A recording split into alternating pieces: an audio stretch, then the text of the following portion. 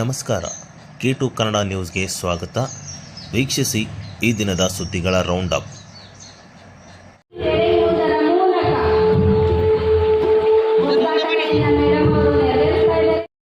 ನಗರದ ರಂಗಮಂದಿರದಲ್ಲಿ ಹಿಂದೂ ಮಹಿಳಾ ಆಯೋಗದ ಅಧ್ಯಕ್ಷೆ ಡಾಕ್ಟರ್ ನಾಗಲಕ್ಷ್ಮಿ ಚೌಧರಿ ಅವರು ಅಧಿಕಾರಿಗಳ ವಿರುದ್ಧ ಕೂಗಾಡಿದ ಘಟನೆ ಜರುಗಿದೆ. ಹೌದು, ರಾಯಚೂರು ನಗರದ ಪಂಡಿತ್ ಸಿದ್ದರಾಮಯ್ಯ ಹಿಂದೂ ಮಹಿಳಾ ಆಯೋಗದ ಅಧ್ಯಕ್ಷರು ಸಾರ್ವಜನಿಕ ಕಾರ್ಯಕ್ರಮದಲ್ಲಿ ಭಾಗವಹಿಸಿ ದೂರುಗಳನ್ನು ಪಡೆಯುತ್ತಿದ್ದರು. ಈ ವೇಳೆ ದೂರಿಗೆ ಸಂಬಂಧಿಸಿದಂತೆ ಇಲಾಖೆಯ ಯಾವುದೇ ಅಧಿಕಾರಿಗಳು ಸ್ಥಳದಲ್ಲಿ ಹಾಜರಿರಲಿಲ್ಲ. ಈ ವೇಳೆ ಅಧಿಕಾರಿಗಳು ಗೈರಾಗಿರುವ ವಿಚಾರಕ್ಕೆ ಸಂಬಂಧಪಟ್ಟಂತೆ ಅಸಮಾಧಾನವನ್ನು ಹೊರಹಾಕಿದರು. ದೂರುದಾರರು ಯಾರು ಕೂಡ ನೊಂದುಕೊಳ್ಳುವ ಅವಶ್ಯಕತೆ ಇಲ್ಲ. ನಾನು ಪ್ರತಿ ದೂರನ್ನು ನಿಮ್ಮಿಂದ ಸ್ವೀಕರಿಸಿ ಅದಕ್ಕೆ ಪರಿಹಾರ ಕಂಡುಕೊಳ್ಳುವ ನಿಟ್ಟಿನಲ್ಲಿ ಕೆಲಸ ಮಾಡುತ್ತೇನೆ ಎಂದು ಇಲಾಖೆಯ ಅಧಿಕಾರಿಗಳ ವಿರುದ್ಧ ಅಸಮಾಧಾನ ಹೊರಹಾಕಿದ ಘಟನೆ ನಡೆಯಿತು. ಸಿಂಧನೂರು ತಾಲೂಕಿನ ಮುಕುಂದ ಗ್ರಾಮದ ಮಹಿಳೆಗೆ 2 ಅಂಧ ಮಕ್ಕಳಿದ್ದು ಸಲಕರಣೆಗಳು ನೀಡದೆ ಮಕ್ಕಳನ್ನು ನೋಡಿಕೊಳ್ಳಲು ಉದ್ಯೋಗವಿಲ್ಲ. ಉಪಜೀವನಕ್ಕೆ ನಿತ್ಯ ತೊಂದರೆಯಾಗಿದೆ. ಅಂಗನವಾಡಿ ಸಹಾಯಕ ಹುದ್ದೆಗೆ ಅರ್ಜಿ ಹಾಕಿದ್ದು ಅನುಕಂಪ ಆಧಾರದ ಮೇಲೆ ಉದ್ಯೋಗ ನೀಡದೆ ತಿರಸ್ಕರಿಸಿದ್ದಾರೆ ಎಂದು ದೂರಿದರು. ನಿತ್ಯ ಊಟಕ್ಕೆ ತೊಂದರೆಯಾಗಿದ್ದು ಬೇಡಿ ತಿನ್ನುವ ಸ್ಥಿತಿ ಇದೆ. ಇಲಾಖೆಯಡಿ ಯಾವುದಾದರೂ ಉದ್ಯೋಗ ನೀಡಲು ಅಲೆದಾಡುತ್ತಿದ್ದು ಅಧಿಕಾರಿಗಳು ಸ್ಪಂದನೆ ನೀಡುತ್ತಿಲ್ಲವೆಂದು ದೂರಿದರು. ಅಂಧ ಮಕ್ಕಳ ಶಾಲೆಗೆ ಸೇರಿಸಿದರೆ ಕುಟುಂಬ ನೆಪ ಹೇಳಿ ಕಳಿಸುತ್ತಿದ್ದು ಮಕ್ಕಳನ್ನು ನೋಡಿಕೊಳ್ಳುವುದರ ಜೊತೆಗೆ ಕೂಲಿ ಕೆಲಸ ಮಾಡುತ್ತಿದ್ದೇವೆ. ಗ್ರಾಮದಲ್ಲಿ ಯಾವುದಾದರೂ ಉದ್ಯೋಗ ನೀಡಿ ಜೀವನ ನಡೆಸಲು ಅವಕಾಶ ಮಾಡಿಕೊಡಲು ಮನವಿ ಮಾಡಿದರು.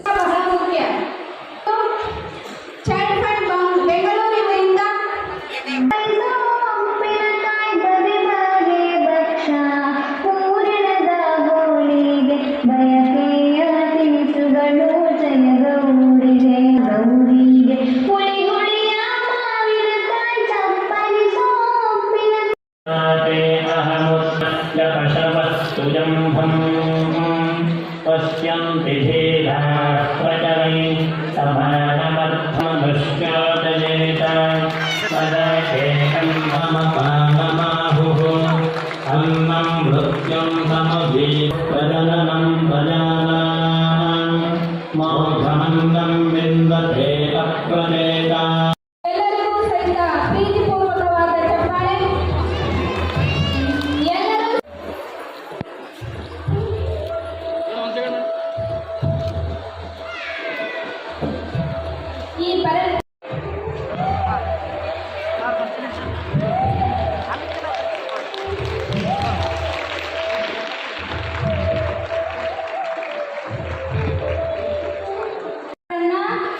ನೋಂದಣಿ ಮಾಡಿ ಕಾರ್ಡನ್ನ ಸ್ಪಾಟಲ್ಲಿ ಪಡೆದುಕೊಂಡಂತಹ 2 ಫಲಾನುಭವಿಗಳು ಸ್ವಲ್ಪ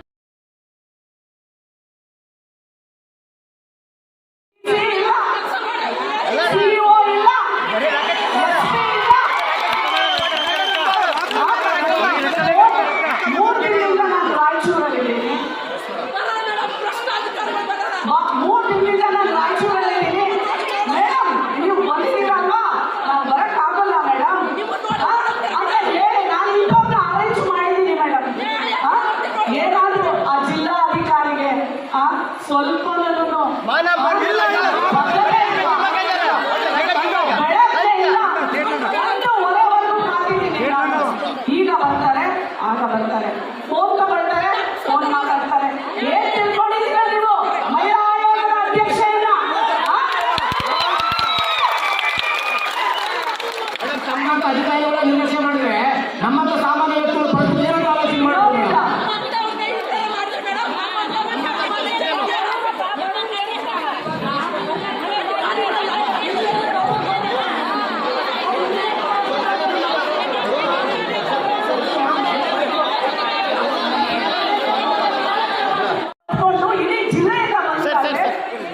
ಅಧಿಕಾರಿಗಳು ಯಾರು ಬರೀ ಒಂದು ರೈಲಲ್ಲಿ ಬಂದು ಕುತ್ಕೊಂಡಿದ್ದೀರಾ, ಅಂತಷ್ಟು ಅಧಿಕಾರಿ ಜಿಲ್ಲೆಯ ಅಧಿಕಾರಿಗಳು ಬಂದು ಕುತ್ಕೊಂಡು ಸಮಸ್ಯೆ ಮಾಡಲಿಲ್ಲ.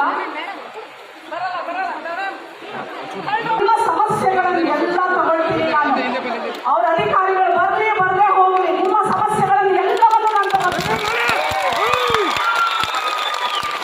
ನಾನು ತಗೊಂಡು ಪ್ರತಿಯೊಂದು ಇಲಾಖೆಗೂ ನಿಮ್ಮ ಸಮಸ್ಯೆಗಳಿಗೆ ಅಧಿಕಾರಿಗಳ ಮೇಲೆ ನಂಬಿಕೆ Yes.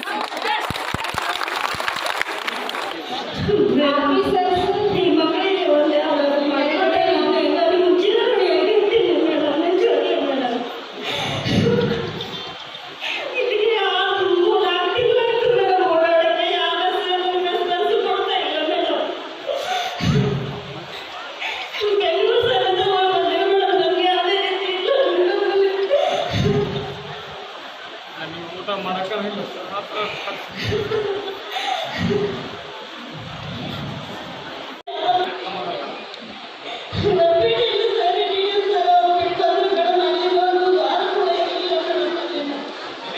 ಇವಾಗ ಡಿಡಿಯವರು ಮಾಣಿಕ್ ಪ್ರಭು ಶಾಲೆಗೆ ಕೊಟ್ಟಿದ್ದು ಹೋಗಿ ಹೆಣ್ಮಕ್ಳಿಗೆ ಪ್ರೀತಿ ಆಗೋದು ಸ್ವಲ್ಪ ಗೊತ್ತಾಗಲ್ಲ ಮೇಡಮ್.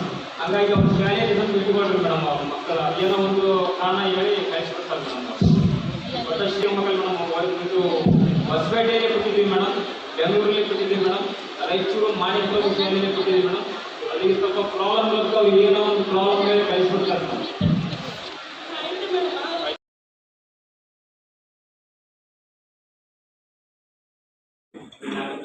ಹಿಂದುಳಿದ ವರ್ಗಗಳ ಜಾತಿ ಗಣತಿಯಲ್ಲಿ ನಾ ಹಿಂದ ನಾ ಇತರ ಸೇರಿದಂತೆ 28 ಉಪಪಂಗಡಗಳು ಕ್ರಮ ಸಂಖ್ಯೆ ಹೆ 1561ರಲ್ಲಿ ಸವಿತಾ ಎಂದು ಬರೆಸಬೇಕೆಂದು ಸವಿತಾ ಸಮಾಜದ ಮುಖಂಡ ವಿಜಯ ಭಾಸ್ಕರ್ ಹಿಟಗಿ ಹೇಳಿದರು. ಅವರಿಂದು ಮಾಧ್ಯಮಗೋಷ್ಠಿ ಉದ್ದೇಶಿಸಿ ಮಾತನಾಡಿ, ಸೆಪ್ಟೆಂಬರ್ 22ರಿಂದ ಹಿಂದುಳಿದ ವರ್ಗಗಳ ಸಾಮಾಜಿಕ ಆರ್ಥಿಕ ಗಣತಿ ಪ್ರಾರಂಭವಾಗಲಿದ್ದು, ಗಣತಿಗೆ ಬರುವವರ ಗಣತಿದಾರರಿಗೆ ಧರ್ಮದ ಕಾಲಂನಲ್ಲಿ ಹಿಂದೂ, ಜಾತಿ ಕಾಲಂನಲ್ಲಿ ಸವಿತಾ ಎಂದು ಬರೆಸಬೇಕಿದೆ. ಆಜಾಮ ಎಂಬ ಪದ ನಿಷೇಧಿಸಲಾಗಿದ್ದರಿಂದ ಸವಿತಾ ಎಂದು ಬರೆಸಬೇಕೆಂದರು. ಮೈಸೂರು ಮಹಾರಾಜ ಕಾಲದಿಂದಲೂ ಸವಿತಾ ಸಮಾಜ ಅಸ್ತಿತ್ವದಲ್ಲಿದೆ. ಆದರೆ ಕ್ಷೌರಿಕ ವೃತ್ತಿಯನ್ನು ಮಾಡುವ ಅಡಪದರು ಪ್ರತ್ಯೇಕವಾಗಿ ಬರೆಸುತ್ತಿದ್ದಾರೆ. ಆಹಾರ ಪದ್ಧತಿ ಆಚರಣೆಗಳಲ್ಲಿ ಭಿನ್ನತೆ ಇದ್ದು ಪ್ರತ್ಯೇಕವಾಗಿ ಗುರುತಿಸಿಕೊಳ್ಳಲು ಬಯಸಿದ್ದರಿಂದ ಹಡಪದ ಎಂದು ಬರೆಸುತ್ತಿದ್ದಾರೆ. ನಮ್ಮ ಸಮಾಜ ಉಪಪಂಗಡಗಳು ಸವಿತಾ ಎಂದು ಬರೆಸಬೇಕೆಂದರು. ಗಣತಿಯಲ್ಲಿ ಅನೇಕ ಗೊಂದಲಗಳಿವೆ. ಕ್ರಿಶ್ಚಿಯನ್ ಎಂದು ಸೇರ್ಪಡೆ ಮಾಡಿರುವ ಕುರಿತು ಆಕ್ಷೇಪಣೆ ಸಲ್ಲಿಸಲಾಗಿದೆ ಎಂದರು. ಸಮಾಜ ಅಧ್ಯಕ್ಷ ವಿ ಗೋವಿಂದ ಮಾತನಾಡಿ, ನಗರದಲ್ಲಿ ಸವಿತಾ ಸಮಾಜ ಸದಸ್ಯತ್ವ ಅಭಿಯಾನ ನಡೆಸಲಾಗುತ್ತಿದೆ. ಜೊತೆಗೆ ಸಮೀಕ್ಷೆಯನ್ನು ನಡೆಸಿ ನಗರದಲ್ಲಿ ವಾಸಿಸುವ ಜನರ ಮಾಹಿತಿ ಸಂಗ್ರಹಿಸಲಾಗುತ್ತಿದೆ ಎಂದರು. ಜನಗಣತಿ ನಡೀತಾ ಇದೆ. ನಮಗೆಲ್ಲ ಗೊತ್ತಿರುವಂತೆ ರಾಜ್ಯ ಹಿಂದುಳಿದ ವರ್ಗಗಳ ಆಯೋಗದಿಂದ ಕರ್ನಾಟಕ ರಾಜ್ಯದಲ್ಲಿ ಸಾಮಾಜಿಕ ಮತ್ತು ಶೈಕ್ಷಣಿಕ ಸಮೀಕ್ಷೆ ನಡೀತಾ ಇದೆ. ವಿಶೇಷವಾಗಿ ಇದರಲ್ಲಿ 1561 ಕ್ಯಾಸ್ಟ್ಗಳನ್ನು ಉಲ್ಲೇಖ ಮಾಡಿದರು. 1561 ಕ್ಯಾಸ್ಟ್ಗಳನ್ನು ಉಲ್ಲೇಖ ಮಾಡಿದರು. ಇನ್ನೂ ಒಂದು 4 ಶಾಸನಗಳು ಕೊಟ್ಟಿದ್ದಾರೆ. ಜಾತಿ ಗೊತ್ತಿಲ್ಲ ಅನ್ನುವಂಥದ್ದು, ಇನ್ನೊಂದು ಹೇಳಲು ಇಚ್ಛಿಸದೇ ಇರುವಂಥದ್ದು, ಇನ್ನೊಂದು ಇಷ್ಟ ಇಲ್ಲ ಅನ್ನುವಂಥದ್ದು ಕೂಡ ಇದನ್ನು ಸೇರಿಸಿದೆ. ಮತ್ತು ಈ ಒಂದು ಜಾತಿ ಸಮೀಕ್ಷೆ ಸಾಮಾಜಿಕ ಮತ್ತು ಶೈಕ್ಷಣಿಕ ಒಂದು ಇದರಲ್ಲಿ 110 ಒಂದು ಉಗ್ರತೆ ಇದೆ. ಅದರಲ್ಲಿ ಒಳ್ಳೆಯ ರೀತಿಯ ಮಾನದಂಡಗಳನ್ನು ಒಳಗೊಂಡಿರುವಂಥ ಒಂದು ಸಮೀಕ್ಷೆ ಇದೆ ಅಂತ ನಮಗೆ ನನ್ನ ಒಂದು ವೈಯಕ್ತಿಕವಾದಂಥ ಅಭಿಪ್ರಾಯ. ಆದರೂ ಕೂಡ ಕೆಲವು ನ್ಯೂನತೆಗಳು ಕೂಡ ಅದರಲ್ಲಿ ಇದ್ದಾವೆ. ಉದಾಹರಣೆ ಹೇಳಬೇಕಾದ್ರೆ 48 ಕ್ಯಾಸ್ಟ್ಗಳಿಗೆ ಕ್ರಿಶ್ಚಿಯನ್ಸ್ ಅನ್ನೋ ಶಬ್ದವನ್ನು ಸೇರಿಸಿದ್ದಾರೆ. ಅದು ನಮ್ಮ ಸವಿತಾ ಸಮಾಜ. ವಿಶೇಷವಾಗಿ ಸವಿತಾ ಸಮಾಜದ ಬಗ್ಗೆ ಉಲ್ಲೇಖ ಮಾಡಬೇಕಾದ್ರೆ ಈ ಸಮಾಜವನ್ನು ನಾಯಿಂದ ಅಥವಾ ಇನ್ನೊಂದು ಪದ ಅದು ಸರ್ಕಾರ ನಿಷೇಧ ಮಾಡಿದೆ. ಅದನ್ನು ಗೆಜೆಟ್ನಿಂದ ತೆಗೆದು ಹಾಕಿ ಸವಿತಾ ಅನ್ನುವಂಥ ಶಬ್ದವನ್ನು ಗೆಜೆಟ್ನಲ್ಲಿ ಉಲ್ಲೇಖ ಮಾಡಿದೆ. ಅದೇ ರೀತಿಯಾಗಿ ಬಿಜೆಪಿ ಸರ್ಕಾರ ಕೂಡ ರಾಜ್ಯ ಸವಿತಾ ಸಮಾಜ ಅಭಿವೃದ್ಧಿ ನಿಗಮ ಅನ್ನುವಂಥದ್ದು ಕೂಡ ಮಾಡಿದೆ. ನಮಗೆಲ್ಲ ಖುಷಿಯಾಗುವ ವಿಷಯ ಏನಂತಂದರೆ, ನಮ್ಮ ಒಂದು ಶಾಲಾ ಸರ್ಟಿಫಿಕೇಟ್ಗಳಲ್ಲಿ ನಾಯಿಂದ ಅಥವಾ ಶಬ್ದವನ್ನು ಹೇಳ್ತೀವಿ, ಅಜಾಮ ಅನ್ನುವಂಥ ಅಥವಾ ಚೌರಿಕ ಅನ್ನುವಂಥ ಶಬ್ದಗಳು ನಾವು ಓದುವಂಥ ಸರ್ಟಿಫಿಕೇಟ್ನಲ್ಲಿ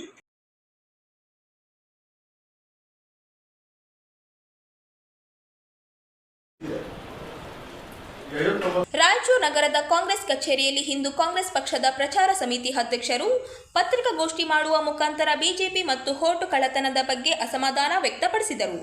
ಕಾಂಗ್ರೆಸ್ ಪಕ್ಷದ ಪ್ರಚಾರ ಸಮಿತಿ ಜಿಲ್ಲೆಯಲ್ಲಿ ತಾಲೂಕು ಪಂಚಾಯಿತಿ ಬೂತ್ ಮಟ್ಟದಲ್ಲಿ ಯಾವ ರೀತಿ ಕೆಲಸ ಮಾಡುತ್ತಿದೆ ಎಂಬ ಬಗ್ಗೆ ನೋಡುವುದು, ಜಾಗೃತಿ ಮೂಡಿಸುವುದು ಮತ್ತು ಸಂಘಟನೆಯಲ್ಲಿ ಪದಾಧಿಕಾರಿಗಳಿಗೆ ತರಬೇತಿಯನ್ನು ಕೊಡುವಂತಹ ಕೆಲಸ ರಾಜ್ಯಾದ್ಯಂತ ಪ್ರವಾಸ ಮಾಡುತ್ತಿದ್ದೇನೆ. ಸಂಘದ ಮೂಲಕ ಸಂವಿಧಾನಬದ್ಧ ಕಾರ್ಯಗಳಿಗೆ ಒತ್ತು ಕೊಟ್ಟು ಪ್ರಚಾರ ಮಾಡುವ ನಿಟ್ಟಿನಲ್ಲಿ ಕೆಲಸ ಮಾಡಬೇಕಿದೆ ಎಂದರು. ಇನ್ನು ಚುನಾವಣೆಯಲ್ಲಿ ಮತ ಕಳ್ಳತನ ಮಾಡುವುದು, ಆಯೋಗದವರು ಸಹಾಯಕ ಮಾಡುವುದು ಇದು ನಡೆದುಕೊಂಡು ಬಂದಿದೆ. ನಿಮ್ಮ ಮನೆಯಲ್ಲಿ ಮತ ಕಳ್ಳತನ ಆಗಿದೆ, ಸರಿಪಡಿಸಿಕೊಳ್ಳಿ ಎಂದರೆ ಆಯೋಗದ ಅಧ್ಯಕ್ಷರು ಹೇಳುತ್ತಾರೆ, ಒಂದು ಅಫಿಡವಿಟ್ ಕೊಡಿ, ಕ್ರಮ ಕೈಗೊಳ್ಳುತ್ತೇವೆ ಅಂತ. ಹಾಗಿದ್ರೆ ಆಯೋಗದವರು ಸರಿಪಡಿಸಿಕೊಳ್ಳಬೇಕು. ಒಂದು ವೇಳೆ ಆಯೋಗಕ್ಕೆ ಸಂಬಂಧಪಟ್ಟ ವಿಚಾರ ಅಲ್ಲದೆ ಹೋದರೆ ಯಾಕೆ ಸ್ಪಂದನೆ ನೀಡಬೇಕು ಎಂದು ಪ್ರಶ್ನಿಸಿದರು. ಉದಾಹರಣೆಗೆ ನಮ್ಮ ಗ್ಯಾರಂಟಿ ಸ್ಕೀಮ್ ಇದೆ. ಚುನಾವಣೆಯಲ್ಲಿ ಆಯ್ಕೆಯಾಗಿ ನಮ್ಮ ಸರ್ಕಾರ ಇವತ್ತು ಆಡಳಿತಕ್ಕೆ ಬಂದ ನಂತರ ಬರೀ 6 ತಿಂಗಳಲ್ಲಿ ಬಜೆಟ್ನಲ್ಲಿ 1 ಲಕ್ಷ ಕೋಟಿ ರೂಪಾಯಿಯನ್ನ ಜನರ ಅಕೌಂಟ್ಗೆ ಹಾಕ್ತಾ ಇದ್ದೀವಿ ನಾವು ಪಾರದರ್ಶಕವಾಗಿ. ಅದರಲ್ಲಿ 1 ಲಕ್ಷ ಕೋಟಿಯಲ್ಲಿ ಅಕೌಂಟ್ಗೆ ಬಂದಿರುವಂತಹ ಹಣ ಅದು ಮಾರುಕಟ್ಟೆಯಲ್ಲಿ ಚಲಾವಣೆ ಆಗ್ತದೆ, ಅದು ಅಕೌಂಟ್ ನಲ್ಲಿ ಉಳಿಯುವುದಿಲ್ಲ. ಮಹಿಳೆ ಪ್ರಚಾರ ಸಮಿತಿಯ ಮುಖಾಂತರ ನಾವು ರಾಜ್ಯ ಪ್ರವಾಸವನ್ನು ಕೈಗೊಳ್ತಾ ಇದ್ದೀವಿ. ನಮ್ಮ AICC ಅವರು ಇವಾಗಲೇ ತೀರ್ಮಾನ ತಗೊಂಡಿದ್ದಾರೆ, ಪ್ರಚಾರ ಸಮಿತಿ ಅನ್ನೋದು ಬರೀ ಚುನಾವಣೆಗೆ ಮಾತ್ರ ಸೀಮಿತ ಅಲ್ಲ, ವರ್ಷದ 365 ದಿವಸ ಕೂಡ ಕೆಲಸ ಮಾಡಬೇಕು ಅಂತೇಳಿ. ಆ ಪ್ರಕಾರ ನಾವು 5 ಅಂಶಗಳನ್ನು ಇಟ್ಟುಕೊಂಡು ಪ್ರತಿ ಜಿಲ್ಲೆಗೆ ಪ್ರವಾಸ ಮಾಡ್ತಾ ಇದ್ವಿ. ಒಂದು, ನಮ್ಮ ಸಂಘಟನೆಯನ್ನು ಇವತ್ತು ಜಿಲ್ಲಾ ಮಟ್ಟ, ಬ್ಲಾಕ್ ಮಟ್ಟ, ಪಂಚಾಯತ್ ಮಟ್ಟ ಮತ್ತು ಬೂತ್ ಮಟ್ಟಕ್ಕೆ ಮುಟ್ಟಬೇಕು ಅನ್ನುವಂಥ ರೀತಿಯ ಕಾರ್ಯಕ್ರಮ ನಮ್ಮದು. ಅದೇ ರೀತಿಯಾಗಿ ಇನ್ನೊಂದು, ಸಂಘಟನೆಯಲ್ಲಿ ಪದಾಧಿಕಾರಿಗಳಿಗೆ ಸರಿಯಾದ ರೀತಿಯ ತರಬೇತಿಯನ್ನು ಕೊಡುವಂಥದ್ದು, ಅದು 2ನೇ ಅಂಶ. 3ನೇ ಅಂಶ, ನಮ್ಮ ಸಂಘಟನೆಯ ಮುಖಾಂತರ ಸಾಕಷ್ಟು ನಮ್ಮ ಸಂವಿಧಾನಬದ್ಧವಾದಂಥ ಕಾರ್ಯಕ್ರಮಗಳಿಗೆ ಒತ್ತು ಕೊಟ್ಟು ಅದಕ್ಕೆ ಹೆಚ್ಚಿನ ರೀತಿಯ ಪ್ರಚಾರವನ್ನು ಮಾಡಬೇಕು ಅನ್ನೋಂಥ ಇನ್ನೊಂದು ಕಾರ್ಯಕ್ರಮ. ಜೈ ಬಾಪು, ಜೈ ಭೀಮು, ಜೈ ಸಂವಿಧಾನ ಅನ್ನುವಂಥ ಕಾರ್ಯಕ್ರಮವನ್ನು ಪ್ರತಿ ಜಿಲ್ಲಾ ಕೇಂದ್ರದಲ್ಲಿ ಕೂಡ ಹಮ್ಮಿಕೊಳ್ಬೇಕು ಅನ್ನೋಂಥ ಉದ್ದೇಶ. ಮತ್ತೊಂದು, ನಮ್ಮ ಸರ್ಕಾರದ ಕಾರ್ಯಕ್ರಮಗಳನ್ನು ಜನರಿಗೆ ಇವತ್ತು ಜನಜಾಗೃತಿ ತರುವಂಥ ಕೆಲಸ ಕಾರ್ಯ ಮಾಡಬೇಕು. ನಮ್ಮ ಗ್ಯಾರಂಟಿ ಸಮಿತಿಯ ಜೊತೆಯಲ್ಲಿ ಪ್ರಚಾರ ಸಮಿತಿ ಸೇರಿಕೊಂಡು ಪ್ರತಿಯೊಂದು ಪಂಚಾಯತ್ ಮಟ್ಟದಲ್ಲಿ ಕೂಡ ಮತ್ತು ತಾಲೂಕು ಮಟ್ಟದಲ್ಲಿ ಕೂಡ ಸಮಾವೇಶವನ್ನು ಮಾಡಬೇಕು, ನಮ್ಮ ಫಲಾನುಭವಿಗಳ ಸಮಾವೇಶ ಮಾಡಬೇಕು ಅನ್ನೋಂಥ ಕಾರ್ಯಕ್ರಮವನ್ನು ಹಮ್ಮಿಕೊಳ್ಬೇಕು ಅನ್ನೋಂಥ ಉದ್ದೇಶ ಇದೆ. ಇನ್ನೊಂದು, ರಾಹುಲ್ ಗಾಂಧಿಯವರು ಯಾವ ರೀತಿ ಅವಿರತವಾದಂಥ ಹೋರಾಟವನ್ನು ಮಾಡ್ತಾ ಇದ್ದಾರೆ, ಆ ಹೋರಾಟಕ್ಕೆ ಸಂಬಂಧಪಟ್ಟು ಇವತ್ತು ಮತ ಕಳ್ಳತನ ಏನಾಗ್ತಾ ಇದೆ, ಅದಕ್ಕೆ ಇವತ್ತು ನಮ್ಮ ಎಲ್ಲ ಜಿಲ್ಲಾ ಮಟ್ಟದ, ತಾಲೂಕು ಮಟ್ಟದ ಅಥವಾ ಪಂಚಾಯತ್ ಮಟ್ಟದ ಎಲ್ಲ ನಾಯಕರುಗಳಿಗೆ ಕೂಡ ಅದರ ಜನಜಾಗೃತಿ ತರಬೇಕು ಅನ್ನೋಂಥ ಕಾರ್ಯಕ್ರಮಕ್ಕೋಸ್ಕರ ನಾವು ಕಾರ್ಯಕ್ರಮ ಹಮ್ಮಿಕೊಳ್ತಾ ಇದ್ದೇವೆ.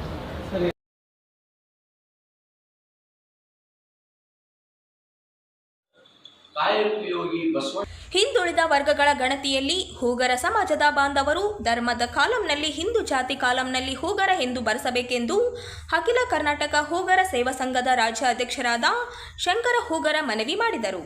ಅವರಿಂದು ಮಾಧ್ಯಮಗೋಷ್ಠಿ ಉದ್ದೇಶಿಸಿ ಮಾತನಾಡಿ, ಹೂಗರ, ಪೂಜಾರಿ, ಜೀರ, ಗುರುವ, ಪೂಜಾರ, ಪುಲಾರಿ, ಪೋಲ್ಮಾಲಿ, ಮಾಲೆಗಾರ, ತಂಬೋಲಿ ಎಂದೆಲ್ಲ ವಿವಿಧೆಡೆ ಕರೆಯಲಾಗುತ್ತಿದೆ.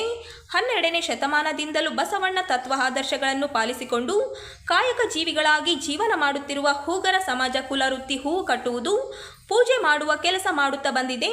ಗಣತಿಯಲ್ಲಿ ಧರ್ಮ ಕಾಲಂ 8ರಲ್ಲಿ ಹಿಂದೂ ಎಂದು, ಜಾತಿ ಕಾಲಂನಲ್ಲಿ 0497ರಲ್ಲಿ ಕಡ್ಡಾಯವಾಗಿ ಹೂಗರ ಎಂದು ನಮೂದಿಸಬೇಕೆಂದರು. ಕುಲ ಕಸಬು ಕಾಲಂನಲ್ಲಿ ಹೂಗಾರಿಕೆ, ಪೂಜಾರಿಕೆ ಎಂದು ನಮೂದಿಸಬೇಕೆಂದರು. ನಮ್ಮ ಜನ ಏನಿದ್ದಾರೆ, ಈ ಒಂದು ಸಂದರ್ಭದಲ್ಲಿ ಕರ್ನಾಟಕ ಸರ್ಕಾರ ಏನೀಗ ಈ ಸಾಮಾಜಿಕ, ಆರ್ಥಿಕ, ಶೈಕ್ಷಣಿಕ ಈ ಸಮೀಕ್ಷೆಯನ್ನು ಏನು ಜಾರಿಗೊಳಿಸಿದೆ, ಈ ಒಂದು ಸಂದರ್ಭದಲ್ಲಿ ಮತ್ತು ನಮಗೆ ಈ ಕರ್ನಾಟಕ ಸರ್ಕಾರ ಈಗ ಈ ಜಾರಿಗೊಳಿಸಿರುವುದು ಬಹಳ ನಮಗೆ ಸಂತೋಷವನ್ನು ಉಂಟು ಮಾಡಿದೆ. ಈ ಸಮೀಕ್ಷೆಯನ್ನು ಪಡೆದುಕೊಳ್ಳುವಂಥ ಸಂದರ್ಭದಲ್ಲಿ ಅಧಿಕಾರಿಗಳು ಬಂದಿರ್ತಾರೆ. ಅವರು ಬಂದಂಥ ಸಂದರ್ಭದಲ್ಲಿ ಅವ್ರನ್ನ ಪ್ರೀತಿಯಿಂದ ಸ್ವಾಗತಿಸಿ ಅವ್ರಿಗೆ ಈ ನೈಜ ಜಾತಿಯನ್ನು ನಮೂದಿಸ್ತಕ್ಕಂಥದ್ದು ಬಹಳ ಮಹತ್ವದ ಕೆಲಸ. ಅದು ಪ್ರತಿಯೊಬ್ಬರ ಕರ್ತವ್ಯ ಕೂಡ ಆಗಿದೆ, ಅದನ್ನು ಅವರೆಲ್ಲ ಮಾಡಬೇಕು. ಹಾಗಾಗಿ ನಾವು ನಮ್ಮ ಇಡೀ ಕರ್ನಾಟಕದ ಸಮಸ್ತ ಗುರವು ಅವರ ಸಮುದಾಯಗಳಿಗೆ ನಾವು ಮನವಿ ಮಾಡಿಕೊಂಡಿದ್ದೀನಿ. ಯಾರ ಮಾತಿಗೂ ಇದೆ, ಇಲ್ಲಿನ ಉಪನಾಮಗಳು ಉಪಜಾತಿ ಎಂಬುದಿಲ್ಲ. ಗುರವ, ಗುರುವ, ಪೂಜಾರ, ಪುಲಾರಿ, ಗುರುಮಾಲಿ, ತಾಂಬಲಿ, ಮಾಲೆಗಾರ, ಹೀಗೆ ಬೇರೆ ಬೇರೆ ಬೇರೆ ರೀತಿಯಲ್ಲಿ ಉಪನಾಮಗಳನ್ನೊಳಗೊಂಡಂತೆ ನಮ್ಮ ಎಲ್ಲ ಇಡೀ ಕರ್ನಾಟಕದ ಜನ ನಮ್ಮನ್ನು ಕರೀತಾ ಇರ್ತಾರೆ. ಅದನ್ನೇ ನಾವು ಈಗ ಆ ಎಲ್ಲ ಜನ ಏನು ಮಾಡಬೇಕು, ಈಗ ಸಮೀಕ್ಷೆಗೆ ಬಂದಂಥ ಸಂದರ್ಭದೊಳಗೆ ಹಿಂದೂ ಧರ್ಮದ ಕಾಲಂನಲ್ಲಿ ಹಿಂದೂ ಅಂತ ಬಳಸಬೇಕು ಮತ್ತು ಜಾತಿ ಕಾಲಂನಲ್ಲಿ ಈಗ ನಮಗೆ ಆಗಲೇ ಸರ್ಕಾರ ಒಂದು ಸಂಖ್ಯೆಯನ್ನು ನಿಗದಿಪಡಿಸಿದೆ.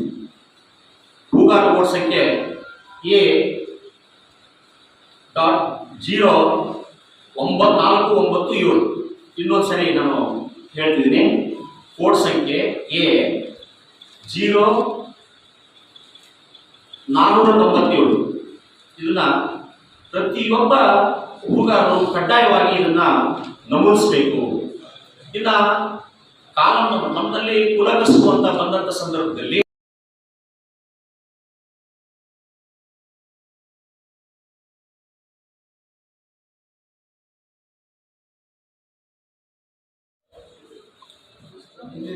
ಹಿಂದುಳಿದ ವರ್ಗಗಳ ಜಾತಿ ಗಣತಿಯಲ್ಲಿ ಪಿಂಜಾರ ಸಮುದಾಯದ ಜನರು ಧರ್ಮದ ಕಾಲಂನಲ್ಲಿ ಇಸ್ಲಾಂ, ಜಾತಿ ಕಾಲಂನಲ್ಲಿ ಪಿಂಜಾರ ಎಂದು ಬರೆಸುವಂತೆ ಪಿಂಜಾರ ನಾದಫ್ ಮನ್ಸೂರಿ ಹಕ್ಕುಗಳ ಸಂಘದ ರಾಜ್ಯಾಧ್ಯಕ್ಷರಾದ ಇಮ್ರಾನ್ ಬಡೆಸಾಬ್ ಹೇಳಿದರು.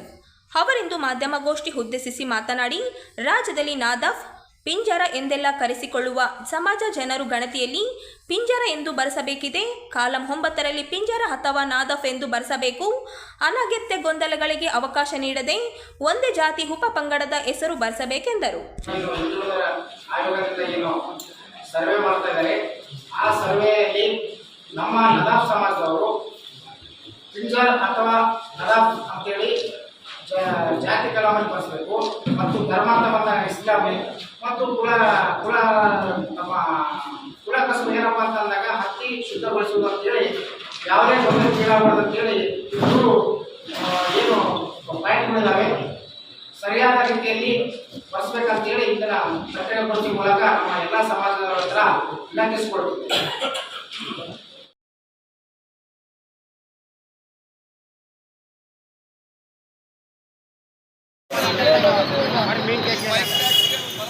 ರಾಜ್ಯದಲ್ಲಿ ಪ್ರವಾಸಿ ತಾಣಗಳಲ್ಲಿ ಬೈಕು, ಟ್ಯಾಕ್ಸಿ ಬಾಡಿಗೆ ನೀಡುವ ಅನುಮತಿ ರದ್ದುಪಡಿಸಲು ಒತ್ತಾಯಿಸಿ ಪತ್ರ ಚಳುವಳಿ federation of Karnataka auto rickshaw drivers unions CITU ಸಂಯೋಜಿತ ಜಿಲ್ಲಾ ಸಮಿತಿ ಇಂದು ರಾಯಚೂರಿನ ಮುಕ್ಕಾರಾಮ್ ಗಂಜ್ ಪೋಸ್ಟ್ ಆಫೀಸ್ ಮುಂದೆ ಪತ್ರ ಚಳುವಳಿ ಪ್ರತಿಭಟನೆ ನಡೆಸಲಾಯಿತು.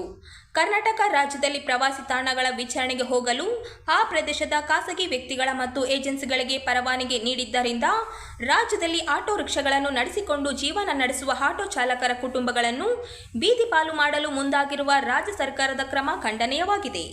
ರಾಜ್ಯದಲ್ಲಿ ಸುಮಾರು 8 ಲಕ್ಷಕ್ಕೂ ಹೆಚ್ಚು ಆಟೋ ಚಾಲಕರು ಆಟೋಗಳನ್ನು ನಂಬಿ ಅವರ ಕುಟುಂಬಗಳಿವೆ. ಅಂದರೆ ರಾಜ್ಯ ಸರ್ಕಾರವು ಇತ್ತೀಚೆಗೆ ರಾಜ್ಯದ ಪ್ರವಾಸಿ ತಾಣಗಳ ಸುತ್ತಲೂ ಇನ್ವೆಂಟರಿ ವೀಕ್ಷಣೆ ಬೈಕ್ ಮತ್ತು ಟ್ಯಾಕ್ಸಿಗಳಿಗೆ ಖಾಸಗಿ ಏಜೆನ್ಸಿಗಳಿಗೆ ಅವಕಾಶ ನೀಡಿರುವುದರಿಂದ ಆಟೋ ಚಾಲಕರ ಕುಟುಂಬಗಳನ್ನು ಬೀದಿಗೆ ಬೀಳಲಿವೆ. ಕಾರಣ ರಾಜ್ಯ ಸರ್ಕಾರವು ಕೂಡಲೇ ಬೈಕ್ ಟ್ಯಾಕ್ಸಿಗಳಿಗೆ ಅನುಮತಿ ನೀಡಿರುವುದನ್ನು ರದ್ದುಪಡಿಸಬೇಕೆಂದು ಪತ್ರ ಚಳವಳಿ ಮೂಲಕ ಒತ್ತಾಯಿಸಿದರು.